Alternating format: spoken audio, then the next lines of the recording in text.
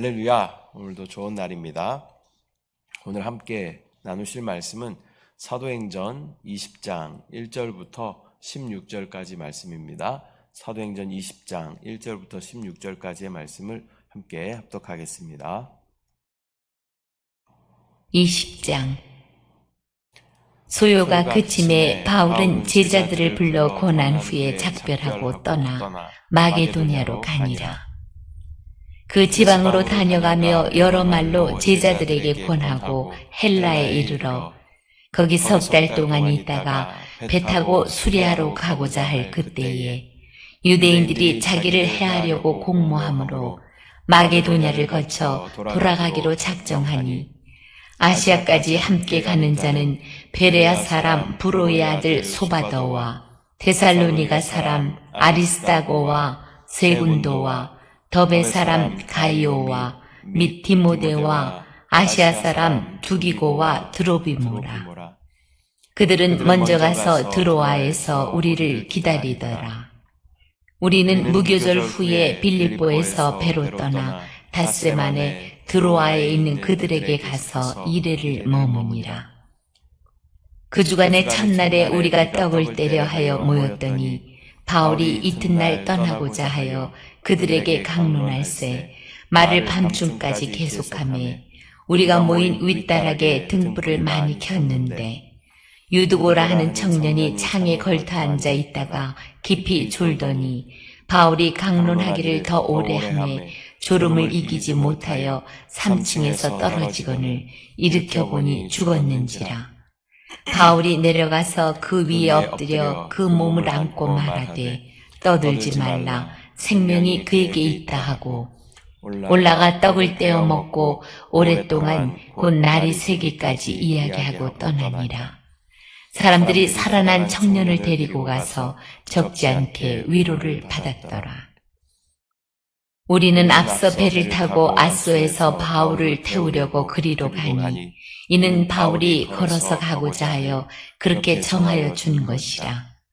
바울이 아소에서 우리를 만나니 우리가 배에 태우고 미둘레네로 가서 거기서 떠나 이튿날 기오 앞에 오고 그 이튿날 사모에 들르고 또 그 다음날 밀레도에 이르니라.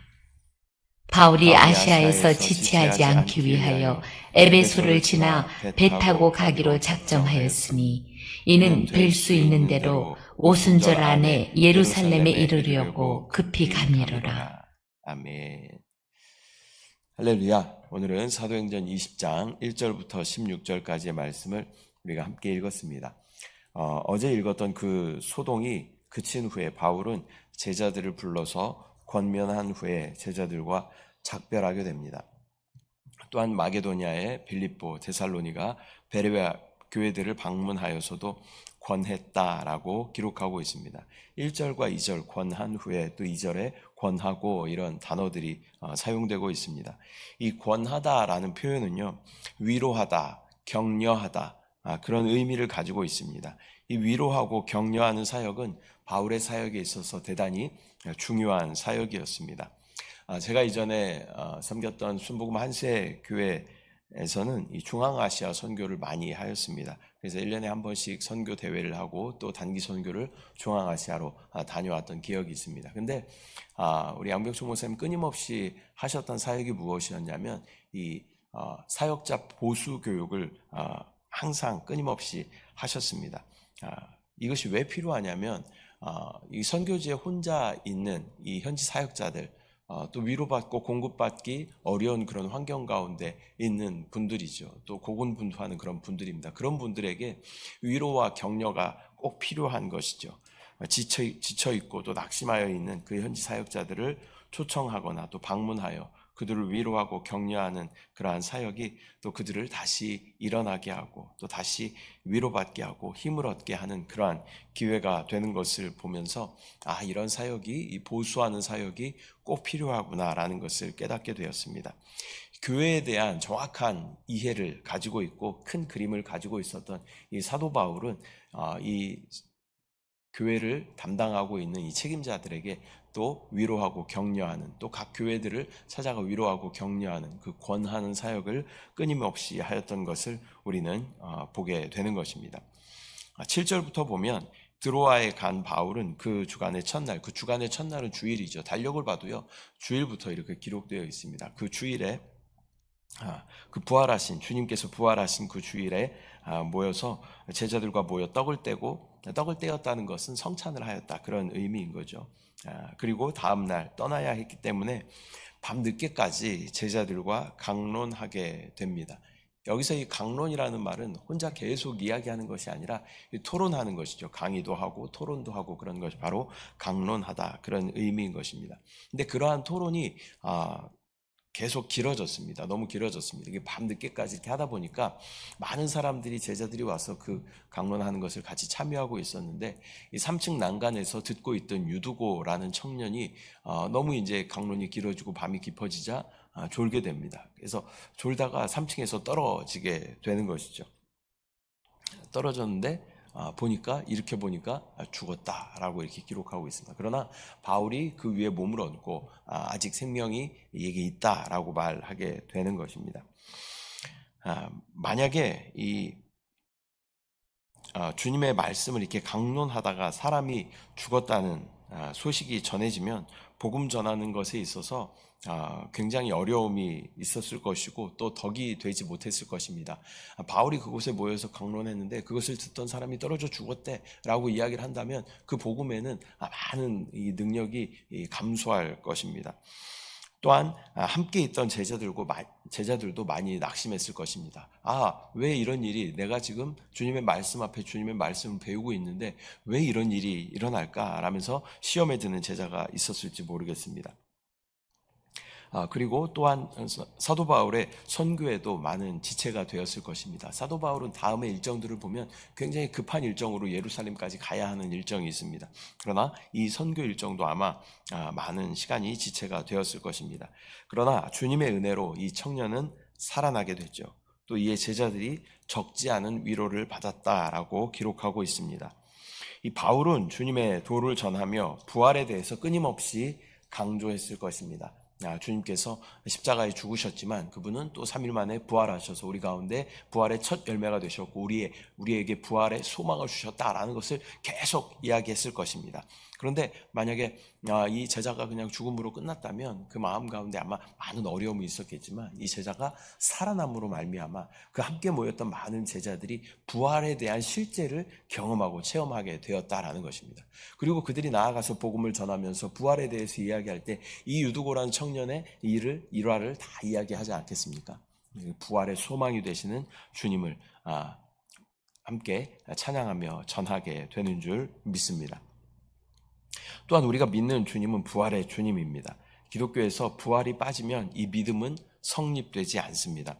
우리가 믿는 주님은 부활하신 주님이십니다. 주님께서 죽음으로 사역을 마치셨다면 우리에게는 아무 소망이 없었을 것입니다. 그러나 주님은 죽으신 후 3일 만에 부활하셔서 우리에게 부활의 첫 열매가 되어 주신 줄 믿습니다.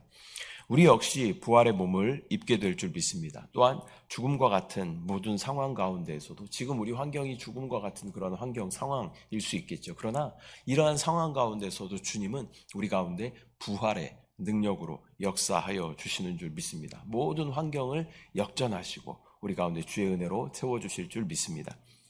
13절부터 이 바울의 여정을 보면 걸어서 아소로 가고 또 거기서 배를 타고 미둘레네와 또 사무를 거쳐 밀레도에 이르게 됩니다. 이 바울은 오순절을 예루살렘 교회에서 교인들과 함께 보내기 위하여 길을 재촉하고 있는 것을 우리가 보게 됩니다. 밀레도라는 지역에서 또 에베소라는 지역은 굉장히 가까운 거리입니다. 그런데 뒤에 나오는 내용들을 보면 바울이 굳이 에베소에 들르지 않고 가까운 거리임에도 불구하고 또 에베소 교회가 이제 세워져 있기 때문에 그 교회를 둘러볼 만도 한데 보지 않고 이 장로들을 청하여서 그 고별 설교를 하고 떠나는 사도 바울의 모습을 보게 됩니다. 일정이 벅차고 좀 급해 보이는데요. 그런데 이렇게 서두르는 이유는요, 고린도후서 8장의 내용을 유추해서 보면 마게도냐의 성도들이 예루살렘에 어려운 성도들을 위해서 헌금을 모금했습니다. 그래서 이 헌금을 사도 바울은 급하게 예루살렘에 전달하고자 했던 것입니다. 또 오순절이 되기 전에 먼저 그곳에 도착해서 헌금을 전달하고 싶었던 것이 사도 바울의 마음이었습니다. 이 사도 바울은 지체하지 않고 예루살렘으로 향하게 됩니다. 이 이방 지역에 세워진 이 마게도냐 교회, 이방인 교회에서 그 헌금을 모아서 예루살렘, 이 원래 처음에 생겼던 예루살렘 교회로 이 헌금을 전달했을 때 예루살렘 교회 성도들이 그 헌금을 받으면 얼마나 이 감동이 있겠습니까? 감격하지 않겠습니까? 그러한 마음으로 이 사도 바울은 이 헌금을 전달하는 것이 사도 바울에게는 굉장히 중요한 일이고 급한 일이었다라는 것을 우리는 깨닫게 되는 것입니다. 우리에게도 신앙생활에 있어서 이 우선순위가 있습니다. 여러분의 우선순위는 무엇입니까? 이 사도 바울의 행동을 보면 성도들에게 기쁨을 주고 생명을 주고 하는 것이 이 사도 바울의 최우선 순위였습니다. 우리 역시도 성도들에게 기쁨을 주고 또 교회에 또 기쁨이 되고 하는 것이 또 말씀과 또 기도의 자리를 사모하여 나오는 것이 우리 가운데 최고의 우선순위가 되어야 할 줄 믿습니다. 오늘은 사도행전 20장 1절부터 16절까지의 말씀을 우리가 함께 나누었습니다. 이 바울의 권하는 사역을 통해서 또 위로하고 격려하는 사역들이 반드시 필요하다. 사역자들에게 또 교회를 돌아보며 또 그 권하는 사역이 반드시 필요하다라는 것을 우리가 보았습니다. 그럼 제자들은 다시 한번 힘을 얻고 주님의 나라를 위해 달려가게 되는 것이죠. 또한 유두고라는 청년이 3층 창문 난간에서 떨어져 죽게 되었지만 주님께서는 그를 살리셔서 그곳에 모인 모든 제자들에게 부활의 소망을 또 낙심하지 않고 다시 달려갈 수 있는 또 부활의 소망을 공급하게 된 줄 믿습니다. 또한 신앙생활의 우선순위에 대해서 우리가 함께 나누었습니다. 늘 복음과 교회가 우선순위였던 사도 바울처럼 우리도 주님께 가장 우선순위를 드리며 또 무엇이 주님이 원하는 것이고 무엇이 주님의 뜻인지 우리가 분별하여 그것을 가장 가치 있는 것으로 가장 최우선순위로 두고 우리가 나아갈 때 하나님의 교회는 점점 더 든든하게 세워지고 우리의 믿음도 강하게 세워지게 될 줄 믿습니다. 주님 앞에 서는 그날에 우리 모두가 착하고 충성된 종이라는 주님의 칭찬을 받는 저와 여러분들 되시기를 소망합니다. 우리가 달려가는데요. 달려감에 있어서 방향이 중요합니다. 무엇이 주님이 원하는 것인지 우리는 정확하게 볼 수 있어야 할 줄 믿습니다. 그것을 우리가 최우선순위로 두고 주님 앞에 달려가는 저와 여러분들의 믿음의 여정이 되시기를 축복합니다. 기도하겠습니다. 사랑의 주님, 은혜와 사랑을 감사드립니다. 오늘 사도행전 20장 말씀을 우리가 함께 보면서 사도 바울의 권하는 사역을 우리가 함께 보았습니다. 또 세워진 교회들을 찾아가 위로하고 격려하는 그러한 사역들을 통하여서 세워진 교회들이 든든하게 세워짐을 우리가 보았습니다. 보수하고 권면하고 위로하고 격려하는 사역이 반드시 필요함을 꼭 기억할 수 있도록 주여 은혜를 부어 주시옵소서.